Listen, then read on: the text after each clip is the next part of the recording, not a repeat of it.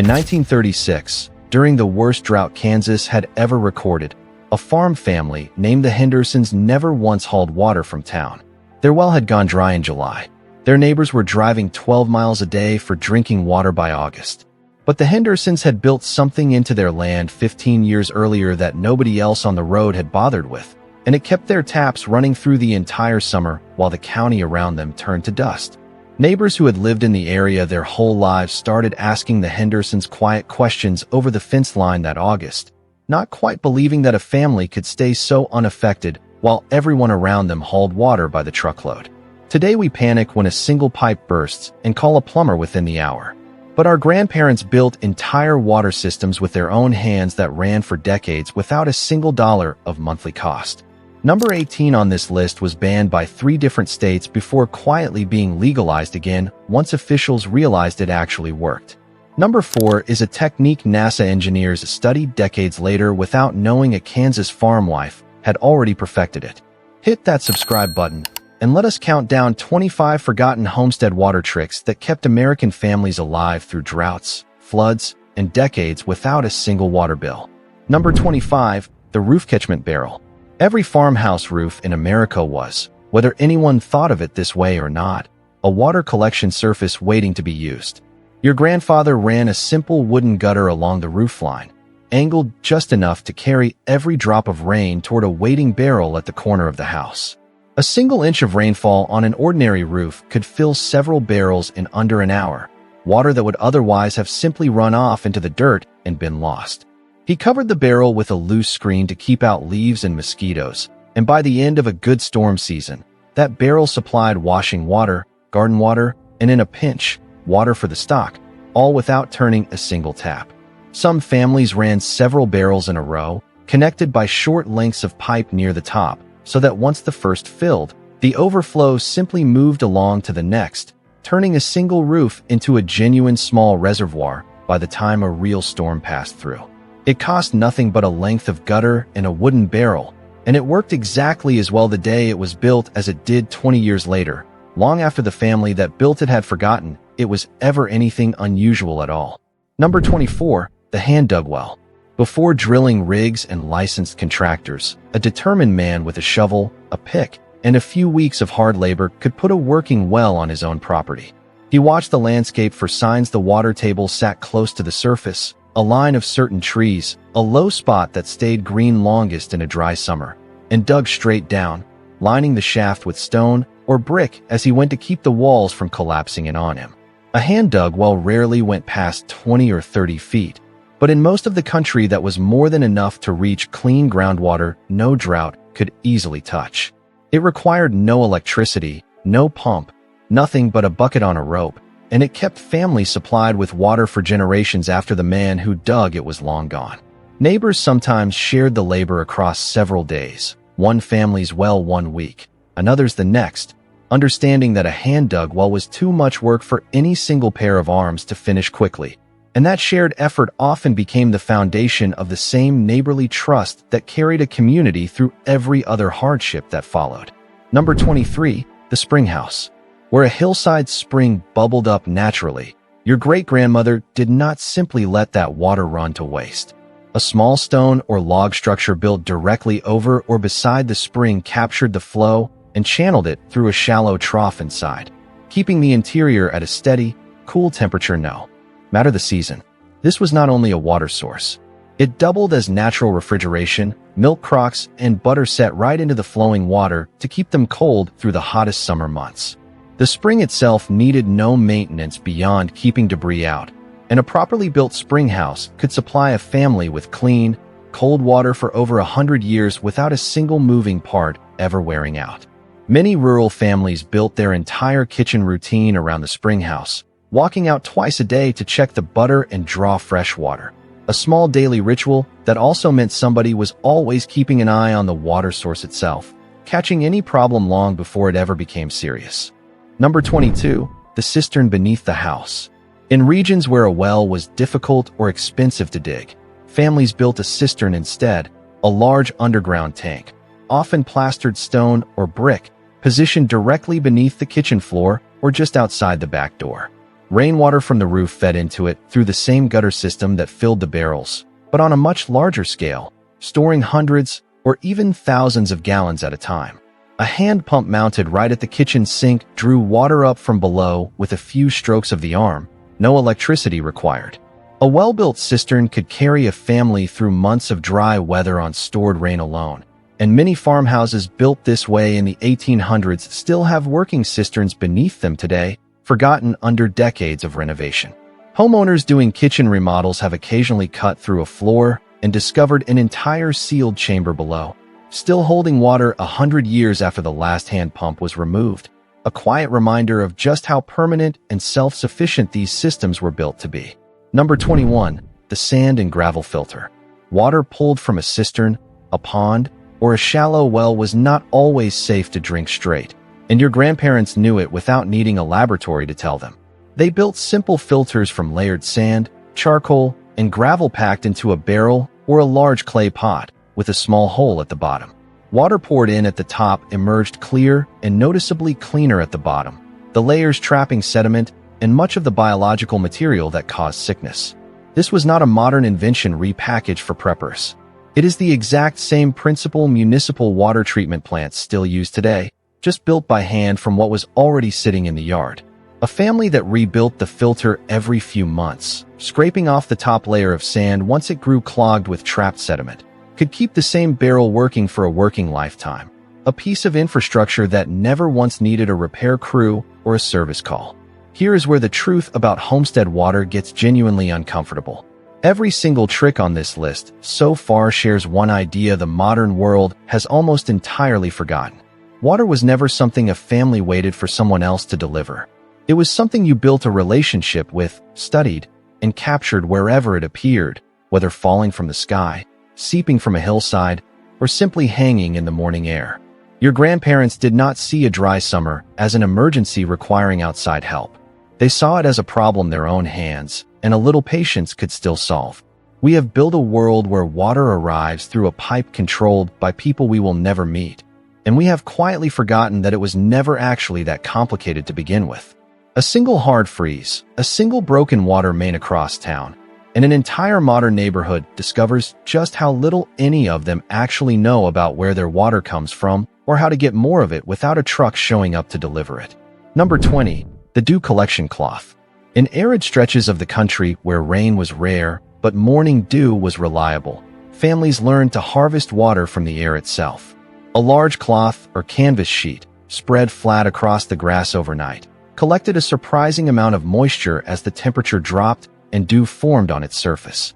Wrung out into a bucket at first light, a single sheet could yield several cups of usable water on a good morning, enough over a week to matter when every drop counted. It required nothing but a spare sheet and the discipline to collect it before the morning sun burned the moisture away. Some families angled the cloth slightly and staked one corner low over a bucket, so the collected dew simply ran downhill into the container overnight instead of needing to be wrung out by hand every single morning. Number 19. The shallow Wellpoint driver. When digging a full well by hand was too much labor for the situation, a lighter technique did the job in a single afternoon instead of weeks. A sharpened pipe, fitted with a perforated screen point at the tip, was driven straight down into soft, sandy ground with repeated blows from a heavy maul, sinking a few feet deeper with every strike. Once it reached the water table, a simple hand pump attached to the top end, and the well was finished, sometimes in a single day where a dug well would have taken a month. It worked best in sandy river bottom soil, and thousands of quick homestead wells across the Midwest were sunk this exact way with nothing more than pipe, a screen point, and a strong arm. A determined man working alone could sometimes finish one before sundown, and more than one homestead's very first drink of clean water came from a Wellpoint driven that same afternoon the family arrived on raw, unbroken land.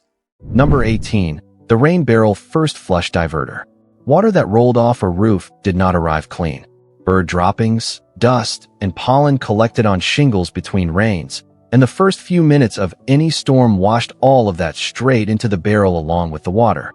Your grandfather solved this with a simple diverter, a length of pipe with a valve that filled first and caught that dirty initial runoff, closing automatically once it was full so that only the cleaner water behind it flowed on into the barrel. Several states actually restricted rainwater harvesting outright in the 20th century over water rights disputes, then quietly reversed those laws once officials realized the practice reduced flooding and eased pressure on groundwater rather than harming it. Your grandfather was doing exactly what modern water engineers now recommend, decades before it had a name. Colorado eventually became one of the very first states to formally legalize rainwater harvesting again in 2016, after decades of restriction, essentially catching up on paper to what farmhouses across the state had quietly kept doing anyway. Number 17. The buried clay pot irrigation trick. Long before drip irrigation systems arrived in a box from the hardware store, gardeners buried unglazed clay pots directly in the soil beside their plants, filling them with water and covering the opening loosely. Because the clay itself was slightly porous, water seeped out slowly and steadily into the surrounding earth, delivering moisture exactly where roots needed it instead of evaporating uselessly off the surface. A single filled pot could water a small cluster of plants for several days without any further attention, and the technique used a fraction of the water that overhead watering wasted to evaporation and runoff. It cost nothing but an old clay pot that had already cracked for its original purpose and found a second life in the garden. A garden watered this way could survive a family's entire week away from home without a single wilted leaf, the buried pots quietly doing the work no one was there to do by hand. Number 16. The windmill water pump. Across the open plains where wine blew nearly every day of the year, families installed simple wooden or metal windmills specifically to draw water from a well far below without lifting a single bucket by hand. The turning blades drove a rod straight down the well shaft, working a piston pump with every rotation, filling a stock tank steadily whether anyone was watching it or not. A well-built windmill needed only occasional oiling and could run for decades, supplying both the house and the livestock from the same tireless source. It required no fuel, no electricity, nothing but the wind that blew across that land for free every single day. The distinctive silhouette of a windmill against an open prairie sky became, for an entire generation of homesteaders, the actual visual symbol of a farm that had truly established itself, water and survival announced from a mile away by nothing more than a turning wheel. This is the part the modern water utility industry would rather you never sat and thought about too carefully. Every single trick so far, the barrel, the cistern, the filter, the windmill, shares the exact same quality. None of it required a monthly bill, a meter, or permission from anyone outside the family that built it. Municipal water systems solved real problems, no question, delivering treated water reliably to millions of households who would otherwise struggle. But somewhere along the way, we stopped teaching an entire body of knowledge that let a family provide for itself, not because that knowledge stopped working, but because a family that catches its own rain and digs its own well has very little need to pay anyone else for water at all. That single fact, more than any conspiracy theory, explains perfectly well why an entire body of practical knowledge quietly stopped being taught to the generations that came after. Number 15. The melting snow reserve. In the northern regions where winter locked the ground and pipes alike in ice for months, families never let deep snow go to waste. Clean snow, packed into barrels or large pots and set near the stove, melted steadily into usable water throughout the coldest stretches when a well pump might freeze solid or a spring might ice over entirely. A family that kept ahead of the weather, packing snow before a hard freeze locked everything down, never found themselves without water even when every outdoor source had turned to solid ice. It required nothing but a shovel, a container, and the good sense to gather it before the storm made gathering anything difficult at all. Children were often given this exact chore, sent out with a bucket the moment a fresh snow stopped falling, turning what looked like play to an outsider into a genuinely essential contribution to the household's water supply for the week ahead. Number 18. The rain barrel first flush diverter. Water that rolled off a roof did not arrive clean. Bird droppings, dust, and pollen collected on shingles between rains, and the first few minutes of any storm washed all of that straight into the barrel along with the water. Your grandfather solved this with a simple diverter, a length of pipe with a valve that filled first and caught that dirty initial runoff, closing automatically once it was full so that only the cleaner water behind it flowed on into the barrel. Several states actually restricted rainwater harvesting outright in the 20th century over water rights disputes, then quietly reversed those laws once officials realized the practice reduced flooding and eased pressure on groundwater rather than harming it. Your grandfather was doing exactly what modern water engineers now recommend, decades before it had a name. Colorado eventually became one of the very first states to formally legalize rainwater harvesting again in 2016, after decades of restriction, essentially catching up on paper to what farmhouses across the state had quietly kept doing anyway. Number 17. The buried clay pot irrigation trick. Long before drip irrigation systems arrived in a box from the hardware store, gardeners buried unglazed clay pots directly in the soil beside their plants, filling them with water and covering the opening loosely. Because the clay itself was slightly porous, water seeped out slowly and steadily into the surrounding earth, delivering moisture exactly where roots needed it instead of evaporating uselessly off the surface. A single filled pot could water a small cluster of plants for several days without any further attention, and the technique used a fraction of the water that overhead watering wasted to evaporation and runoff. It cost nothing but an old clay pot that had already cracked for its original purpose and found a second life in the garden.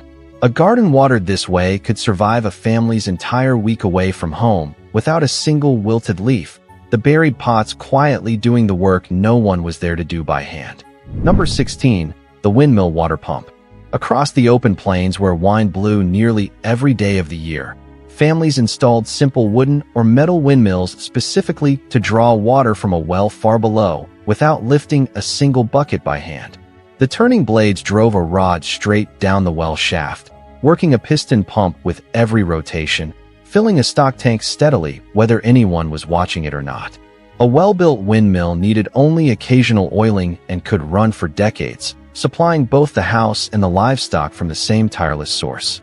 It required no fuel, no electricity, nothing but the wind that blew across that land for free every single day. The distinctive silhouette of a windmill against an open prairie sky became, for an entire generation of homesteaders, the actual visual symbol of a farm that had truly established itself, water and survival announced from a mile away by nothing more than a turning wheel. This is the part the modern water utility industry would rather you never sat and thought about too carefully.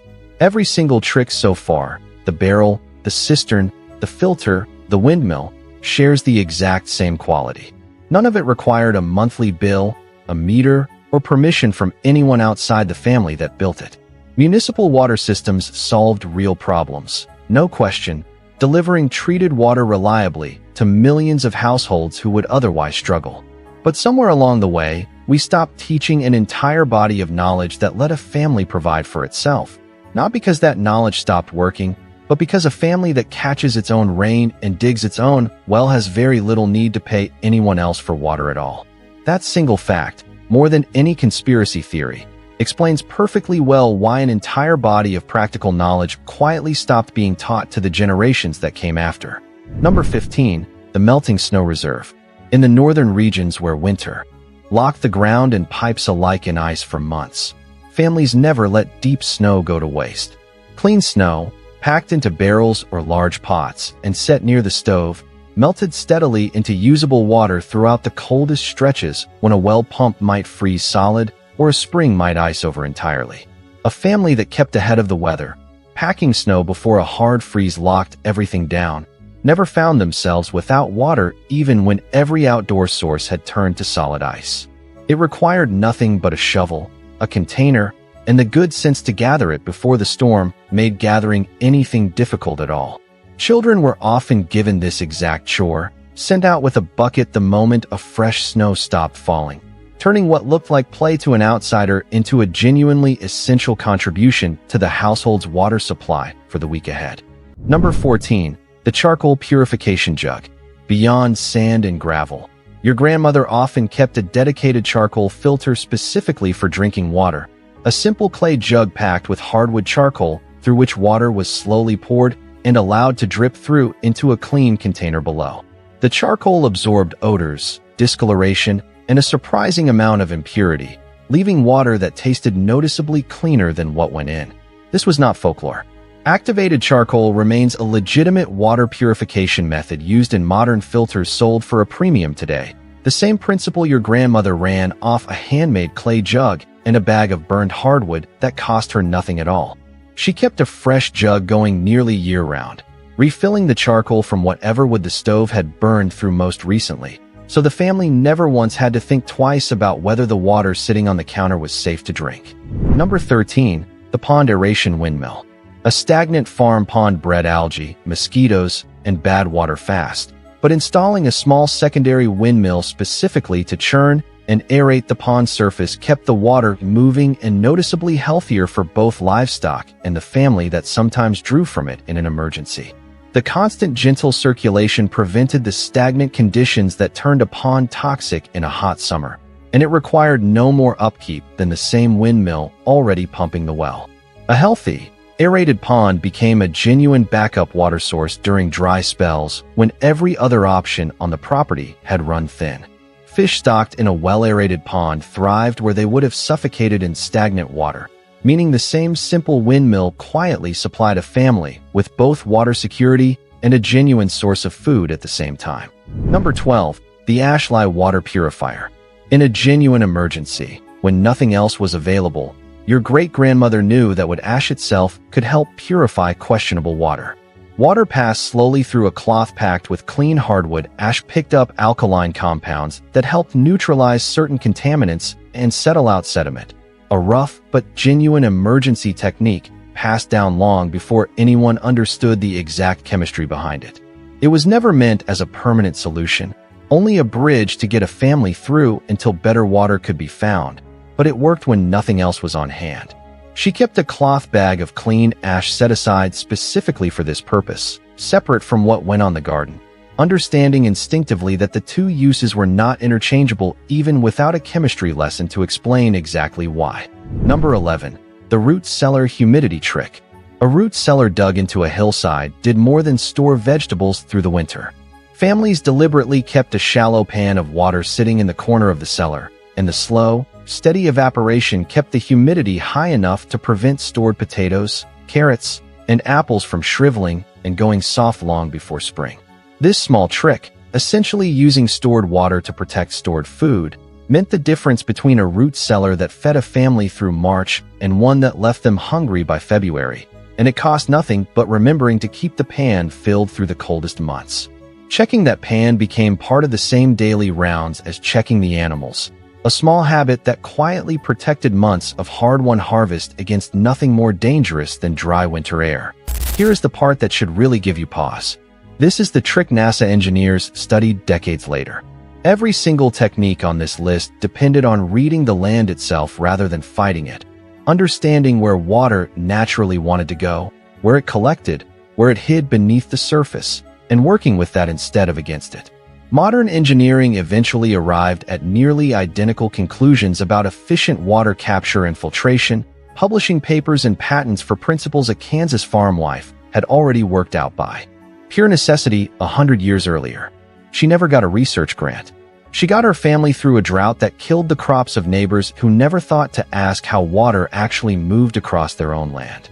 The published research decades later confirmed almost every detail of her practical method, down to the exact spacing between vessels she had settled on through nothing more than years of watching which plants wilted first and which ones somehow never seemed to need extra attention at all. Number 10. The Water Witching Divining Rod. Long before anyone drilled a test well with expensive equipment, many rural communities relied on a practice called water witching, a forked branch of willow or hazel held loosely in both hands. Walk slowly across a property until the dowser felt the branch dip or twist, supposedly marking a spot where underground water ran close to the surface. Whatever the actual mechanism behind it, and researchers still argue about it today, generations of successful wells were sited this way by men whose only equipment was a stick and decades of accumulated intuition about how the land around them behaved. It cost nothing to try, and enough wells hit water this way that the practice never quite died out, even in an age of geological surveys.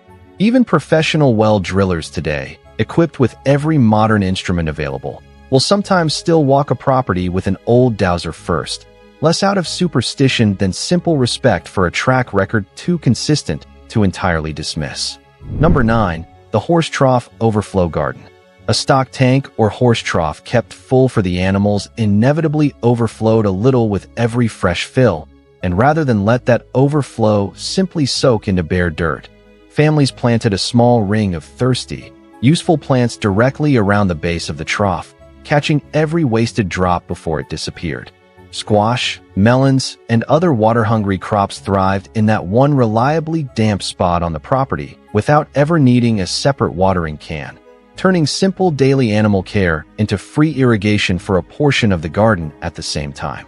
It cost nothing to plant that ring once, and it kept producing year after year with no more attention than the animals were already receiving twice a day regardless. Number 8. The Ice House Water Reserve. Before mechanical refrigeration, blocks of ice cut from a frozen pond in January and packed away in a sawdust-insulated ice house did double duty. Beyond preserving food through the summer, that stored ice represented a genuine emergency water reserve, blocks that could be melted down for drinking or washing water if a well pump failed or a drought ran unusually long. A well-packed ice house could keep solid ice through August in most parts of the country, meaning a family effectively stored liquid water in solid form for half the year without it ever needing a single drop of fuel to keep. Cutting that ice was hard, cold, dangerous work done as a community effort each January, but the reward lasted every family involved clean through the hottest weeks of August. Number 7. The Creek Diversion Channel. Where a small creek ran across or near a property, your grandfather sometimes dug a shallow diversion channel to redirect a portion of that flow toward the garden, the stock pens, or a holding pond, using nothing but gravity and the natural slope of the land to move water exactly where it was needed without a single pump or motor involved. A well-planned diversion channel, dug once with a shovel and maintained with an afternoon of clearing debris each spring, could water an entire garden plot automatically for the rest of the growing season with zero ongoing effort beyond that yearly maintenance. Some families extended the same channel further to fill a small holding pond, turning a single creek into 2 or 3 separate water resources spread across the whole property at once. Number 6. The barrel-in-barrel slow sand filter. For a family that needed more filtration capacity than a simple pot could offer, 2 food-grade barrels stacked and connected did the job of a genuine municipal-style slow sand filter. The upper barrel held layered sand, gravel, and a thin biological layer that developed naturally on the sand's surface over the first few weeks of use, actually consuming many harmful organisms as water passed through it, while the lower barrel collected clean water ready to draw from a spigot at the bottom. This exact design remains a recommended emergency water treatment method taught by AID. Organizations working in the developing world today, the same barrels and sand technique your great-grandfather built in his own backyard with parts from the hardware store in a Saturday afternoon of work. The biological layer that builds up on the sand surface actually needs a few weeks to mature before the filter reaches its full effectiveness. A detailed modern AID manuals now explain in careful technical language that your great-grandfather simply learned by trial, patience, and watching which batch of water made the family sick and which one didn't. Third pattern break. Here is the part the modern water utility industry never once said out loud twice, because by now the pattern should be impossible to miss. Every single trick in this entire list survives a common test. Take away the electricity, take away the monthly bill, take away the truck that delivers anything at all, and every one of these systems keeps working exactly as well as it did the day it was built. That is not nostalgia. That is the actual definition of resilient infrastructure, the kind engineers get awarded prizes for designing today, built a century ago by people who never once called it infrastructure at all. They just called it not wanting to be thirsty. Number 5. The frost-proof yard hydrant. In regions where winter froze pipes solid every single year, families installed a specific style of hydrant with the actual shutoff valve buried several feet underground, well below the frost line, rather than up at the visible spout where cold air could reach it. Opening the handle at the top operated a long rod connecting down to that buried valve, meaning the water inside the pipe above ground always drained completely back down below frost level the moment the handle closed, leaving nothing up top for a hard freeze to burst. A properly installed frost-proof hydrant, a design still used today, essentially unchanged, meant a family never once lost outdoor water access to a burst pipe no matter how brutal the winter got. The design was simple enough that a competent farmer could install one himself over a weekend, and once buried correctly, it required essentially no maintenance for decades at a stretch. Number 4. The buried ceramic Ollas irrigation network. Beyond a single buried pot, some homesteaders built an entire connected network of unglazed ceramic vessels linked by narrow tubes, burying the whole system across a garden bed and filling it from one central access point. Water distributed itself slowly and evenly through the porous walls of every connected vessel, watering an entire bed from a single fill with almost no evaporation loss at all. A well-designed Ollas network could cut a garden's total water use by more than half compared to standard hose watering, an efficiency figure modern researchers have since measured precisely in controlled studies, arriving decades late to a number homesteaders already understood in their bones simply by comparing how much water they hauled each week against how well the garden actually grew. This ancient technique, independently reinvented across multiple homesteading communities in America, is the exact same principle modern researchers studying arid region agriculture rediscovered and began publishing about as a breakthrough decades after it had already quietly kept American gardens alive through droughts nobody wrote papers about. Number 3. The Hillside contour swale.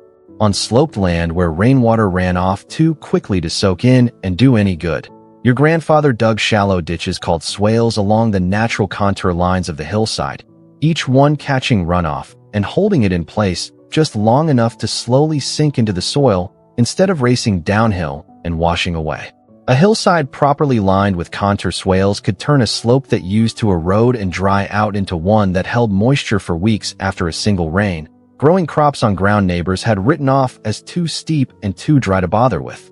Modern permaculture designers now teach contour swales as an advanced sustainable technique, complete with laser levels and formal certification courses, for exactly the same shovel and eyeball method your grandfather worked out by simply watching where the rain went after every storm. Number 2. Never depend on one source. This is the principle sitting quietly beneath every single trick on this entire list. Your grandparents never trusted their family's water supply to one well, one barrel, or one spring alone. A well for daily drinking, a cistern for backup storage, a pond for the stock, snow in winter, dew in a dry summer. All of it working together so that no single failure, a dry well, a broken pump, a drought that lasted longer than usual, could ever leave the family with nothing. It cost nothing but the discipline to maintain more than one system at once, and it meant that the worst drought in county history simply never became the Henderson family's personal emergency the way it became everyone else's. Every single source on its own might have failed them that summer. All of them failing at the exact same moment was simply never a realistic possibility, and that was the entire point of building it that way in the first place. Number 1. Know your land better than anyone else does. At the very top of this list sits something that was never really a single trick at all. Your grandparents spent years, sometimes decades, simply watching their own land, where water pooled after a storm, which low spots stayed green the longest in August, where the frost came late and where it came early. That accumulated knowledge, built one season at a time, let them place a well, a swale, or a cistern exactly where it would work best, long before any of these individual tricks could even be attempted. A family that truly knew its own ground could solve almost any water problem that came along, because they understood the one resource no drought could ever fully take away from them, which was the accumulated wisdom of paying close attention for years on end. That knowledge could not be bought at a hardware store, could not be downloaded, and could not be handed to a family in a single afternoon. It had to be earned, one season at a time, and once earned, it never really left them, no matter how many droughts came after the first one they survived. Here is the challenge. Pick one of these this week, just one. Set a barrel under a downspout, and watch how fast it fills during the next real rain. Dig a small test swale along a slope in your yard, and see how it holds water after the next storm. Bury a clay pot beside one thirsty plant, and watch how much less you need to water it by hand. Then come back and tell me which one surprised you the most. Your grandparents kept their families alive through droughts that broke other families completely, using nothing but attention, patience, and a genuine relationship with the land under their feet. Tell me in the comments which trick you are trying first. I want to know if the roof barrel gets more love than the buried clay pot. Your grandparents knew how to find water when nobody else could. Now you know too.